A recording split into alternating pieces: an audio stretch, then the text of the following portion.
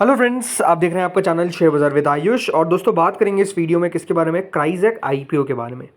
तो friends, क्राइजेक IPO open होने वाला है 2 जुलाई से 4 जुलाई के बीच में। और इस वीडियो में हम कंपनी का एनालिसिस करेंगे, समझेंगे कि किस तरीके का दोस्तों ये आईपीओ होने वाला है। क्या ये आईपीओ चौंका सकता है या फिर अपने आप में एक ऐसा आईपीओ है जिसको हमको करना चाहिए अवॉइड। तो इसके बारे में इस वीडियो में हम बात करेंगे, तो आप लोग देखिएगा वीडियो को पूरा ज़रूर। लेकिन उससे पहले अभी तक अगर आपने दोस्तों चैनल को सब्सक्राइब नहीं किया है तो चैनल को सबसे पहले सब्सक्राइब आप लोग कर लीजिएगा।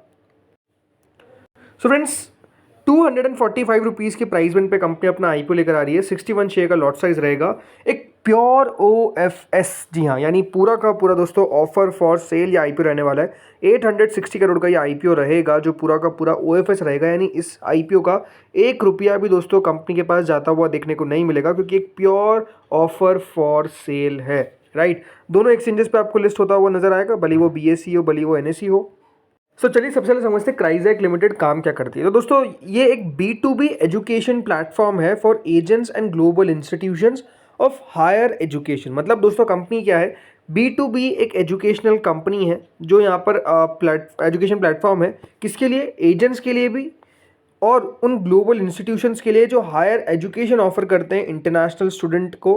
और ये company recruitment solution to global institutions of higher education provide करती है। इसके अंदर दोस्तों United Kingdom, Canada, Republic of Ireland, Australia और न्यूजीलैंड इंक्लूडेड है।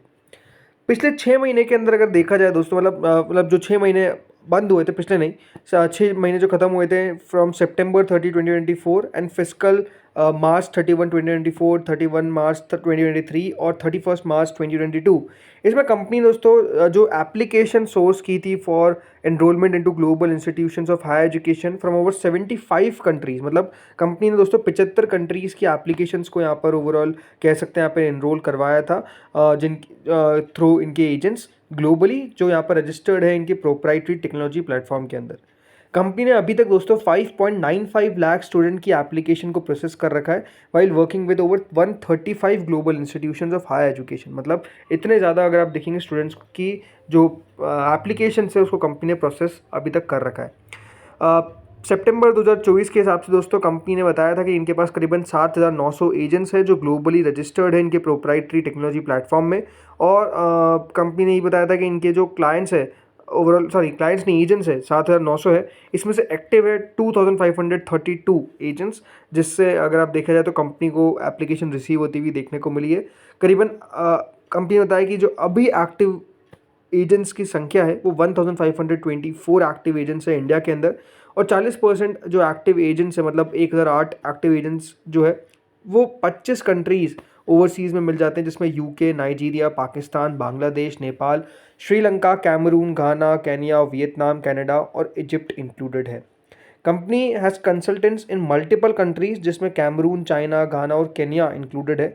30 सितंबर 2024 के हिसाब से जो कंपनी के पास एम्प्लॉयज़ है वो 329 है और 10 कंसल्टेंट्स है with extensive experience in the international education landscape. मतलब ओवरऑल दोस्तों कंपनी का बिजनेस कैसा है, कंपनी आपको ऑफर करेगी कि मान लीजिए मैं कंज्यूमर हूँ और मैं चाहता हूँ कि मैं कोई रिनोड ग्लोबल यूनिवर्सिटी में जाकर अपना एडमिशन करवाऊँ, तो कंपनी जो है वो आपको हेल्प करेगी।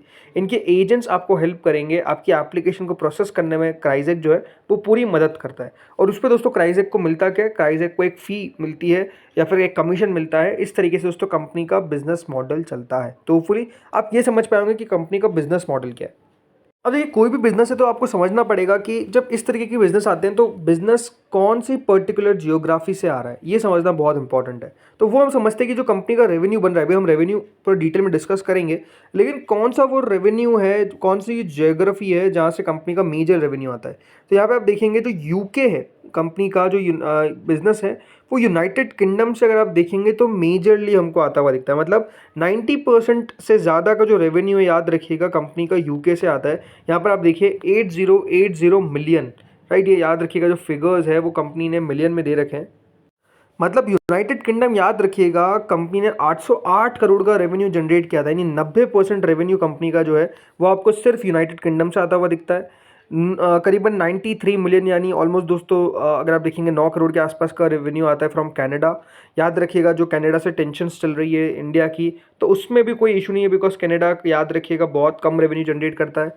रिपब्लिक ऑफ आयरलैंड से करीबन 27 करोड़ के आसपास का रेवेन्यू आता है और बाकी की कंट्रीज से मात्र 4 करोड़ का।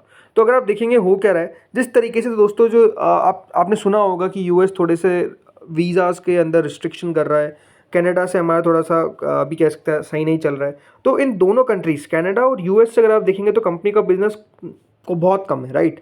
मेजर बिजनेस यूके से आता हुआ देखने को मिलता है और वो अगर आप लगातार देखेंगे तो बढ़ता हुआ दिखा है, जैसे कि फिस्कल 2023 में 456 करोड़ था, देन 610 करोड़ हुआ और अब दोस्तों 808 करोड़ हो गया। तो इसीलिए एक बार हम कंपनी के दोस्तों रेवेन्यू के ऊपर बात करेंगे, देन हम समझते हैं स्ट्रेंथ और वीकनेस इस कंपनी की। तो ये दोस्तों कंपनी के नंबर्स है आपके सामने। अगर आप देखेंगे कंपनी ने FY25 में रेवेन्यू किया था करीबन 884 करोड़ का, और जैसे मैंने कहा 800 करोड़ प्लस रेवेन्यू कहाँ से आ रहा है, यूके से आ रहा है। लगातार अगर आप देखेंगे रेवेन्यू कंपनी का 517 करोड़, 763 करोड़, 884 करोड़, यानी ग्रोथ अगर आप देखेंगे तो लगातार देखने को मिल रही है कंपनी के रेवेन्यू में। मुनाफा कंपनी का 112 करोड़ था 2023 में, 118 करोड़ था 2024 में, और अभी दोस्तों कंपनी का प्रॉफिट आया है करीबन 152.93 करोड़। कंपनी के ऊपर दोस्तों खास बात क्या है कि बोरोइंग बिल्कुल ना के बराबर है, या फिर आप कह सकते हैं कंपनी के ऊपर जीरो डेट है, राइट। तो एक बार आप दोस्तों समझते हैं कंपनी के स्ट्रेंथ और वीकनेस। तो स्ट्रेंथ क्या है? स्ट्रेंथ दोस्तों पहली बात तो ये है कि एक एसेट लाइट बिजनेस मॉडल है, right. Asset light business model के साथ साथ साथ जैसे मैंने कहा कंपनी के ऊपर आपको जीरो डेट देखने को मिलती है, यानी कोई भी कंपनी के ऊपर आपको कर्जा देखने को नहीं मिलता है, which is a very good thing. दूसरी बात, हाई मार्जिन बिजनेस है। याद रखिएगा कंपनी का जो ऑपरेशनल मार्जिन है वो ऑलमोस्ट 25% तक आता हुआ नजर आ जाता है, वहीं जो कंपनी का नेट मार्जिन है वो 18% तक आपको देखने को मिलता है। कंपनी दोस्तों हाल ही में एक राज कंसल्टेंट्स ये एक कंपनी है, मतलब राज कंसल्टेंट्स कंपनी है, इसको एक्वायर किया था और 2024 के अंदर मई में। ये एक दोस्तों यूएई बेस्ड स्टूडेंट रिक्रूटर है फॉर यूएस यूनिवर्सिटीज़। करीबन 9.5 करोड़ में दोस्तों कंपनी ने यहाँ पर इसको एक्वायर किया था ताकि कंपनी डाइवर्सिफाई कर सके अपने बिजनेस को नई जियोग्राफीज़ में। यानी इंपॉर्टेंट बात क्या है कि दोस्तों होता क्या है, जब आप एक्वायर कर रहे हैं तो उसके पीछे का एक रीज़न रहता है। अब जब ये राज कंसल्टेंट्स कंपनी ने एक्वायर किया है तो एक बात ध्यान रखिएगा, इसके पीछे का रीज़न है ताकि कंपनी यूएस के मार्केट में घुस सके। अभी तक कंपनी ने यूएस के मार्केट में उतना एक्सप्लोर नहीं किया है, लेकिन डेफिनेटली इस कंपनी को एक्वायर करने के बाद कंपनी के पास एक प्लेटफॉर्म आ जाता है जिसमें कंपनी चाह सकती है कि नए नए रेवेन्यू स्ट्रीम को बढ़ाया जाए, नए नए रेवेन्यू इन द सेंस कि कंट्रीज से रेवेन्यू स्ट्रीम को बढ़ाया जाए, तो अब यूएस में भी कंपनी जा सकती है। दूसरी बात, एजुकेशन एक ऐसा सेक्टर है दोस्तों जो रिसेशन प्रूफ है, राइट। एजुकेशन में अगर आप देखेंगे तो आप कभी भी नहीं सुनेंगे कि आपको बहुत दिक्कतें देखने को मिल रही है, नहीं। एजुकेशन एक रिसेशन प्रूफ इंडस्ट्री है और इंटरनेशनल हायर एजुकेशन जो है अब अगर आप देखेंगे तो काफ़ी एस्पिरेशनल होता हुआ देखने को मिल रहा है, और काफ़ी बार ऐसा भी देखा जाता है कि बहुत नेसेसरी है, क्योंकि जिस तरीके से दोस्तों एक मिडिल क्लास इमर्ज होता हुआ देखने को मिल रहा है, भले इंडिया में ही हो लेकिन बाकी कंट्रीज़ के अंदर भी, तो आई थिंक वो अपने आप में कंपनी के लिए बहुत बड़ा बेनिफिट है कि अब एजुकेशन के अंदर दोस्तों ज़्यादा लोग अगर आप देखेंगे तो बाहर की यूनिवर्सिटीज़ में जाते हुए दिख रहे हैं, प्रेफर कर रहे हैं, जो अपने आप में कंपनी के लिए बढ़िया बात है। अब कोई भी बिजनेस है तो स्ट्रेंथ के अलावा रिस्क भी होगा। रिस्क क्या है? देखिए रिस्क सबसे बड़ा तो यही है कि कंपनी, याद रखिएगा, 50% का रेवेन्यू जो 3 यूनिवर्सिटीज़ है टॉप की, वहाँ से कंपनी कमा रही है। यानी आप मान के चलिए कि इन 3 यूनिवर्सिटीज़ में से कोई सी भी एक यूनिवर्सिटी कंपनी के हाथ में नहीं रही तो रेवेन्यू में सीधा आपको बड़ा असर पड़ता हुआ नजर आएगा। दूसरा दोस्तों, जो इंडियन एप्लीकेशंस है यूके से जो आई थी, याद रखिएगा वो 14% वाई ड्रॉप होती हुई देखने को मिली है। यानी जो ओवरऑल लगातार आपको देखने को मिल रहा है कि कंपनी बढ़िया कर रही है यूके के बिजनेस में। अब वहाँ पर हुआ क्या दोस्तों कि FY24 के मुकाबले 14% का ड्रॉप देखने को मिला, जो करीबन 1.6 लाख के आसपास एप्लीकेशंस आती हुई देखने को मिली है, जो पहले 1.9 लाख थी। ये बात ध्यान रखिएगा, ये बात कर रहा हूँ मैं इंडिया की, और इसके पीछे का रीज़न बताया गया कि फॉरेक्स और स्ट्रिक्टर वीज़ा रूल्स ने ये चीज़ें करी है। इसके अलावा कंपनी की एक इंडिपेंडेंट डायरेक्टर थी, उन्होंने 1 महीने के अंदर ही दोस्तों अपने पद से रिज़ाइन कर दिया, जो भी अपने आप में कोई बहुत अच्छी बात नहीं है। अब दोस्तों अगर कंपनी के की परफॉर्मेंस इंडिकेटर्स देखें तो पहली बात तो कंपनी अपना आईपीओ लेकर आ रही है at a market cap of 4,287 crore.